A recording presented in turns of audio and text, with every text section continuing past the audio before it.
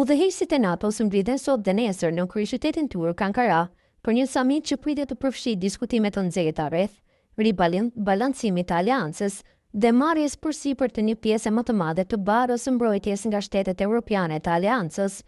Ndërsa Washingtoni zvogëlon angazhimin e tij ushtarak, aleatët europian po përpiqen të lënë menjan konfliktet e tyre me Donald Trumpin mbi Iranin dhe Groenlandën për të treguar se po marrin përgjegjësi për mbrojtjen e kontinentit.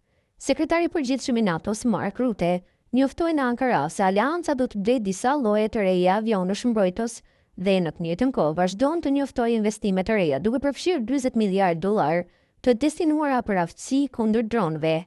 Aleanca do të blejë deri në 10 avion zbulues Saab Global Eye për të zëvendësuar flotën e saj ekzistuese dhe të vjetër të sistemit të paralajmërimit të hershëm dhe kontrollit ajror. Tha Rutte në një forum të industrisë së mbrojtjes. Reuters raporton se në këtë prokurim kompania suedeze Saab u zgjodh në vend të prodhuesit amerikan të avionëve Boeing, ndërkohë deri në 5 dronë zbulues Northrop Grumman MQ-4C Triton për lartësi të madhe do t'i shtohen gjithashtu flotës së NATO-s për herë të parë. Norvegjia, Finlanda, Gjermania dhe Danimarka do të nënshkruajnë një letër qëllimi për këtë blerje dhe përbashkë të dronëve shumë të sofistikuar, siç konfirmoi kreu i aleancës.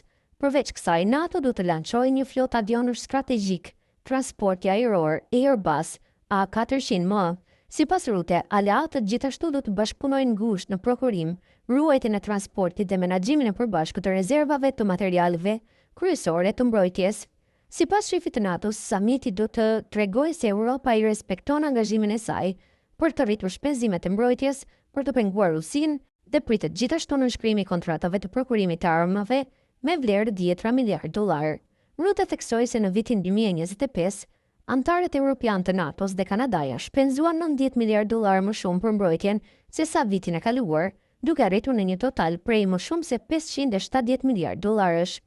Sipas strategjisë së re të quajtur NATO 3.0, e cila u prezantua së fundmi në Bruksel nga sekretari i mbrojtjes i SBA-s, Pete Hedges, Washingtoni planifikon të zvogëlojë forcat konvencionale në Europë dhe të angazhohet më shumë në rajonin indo-paqësor.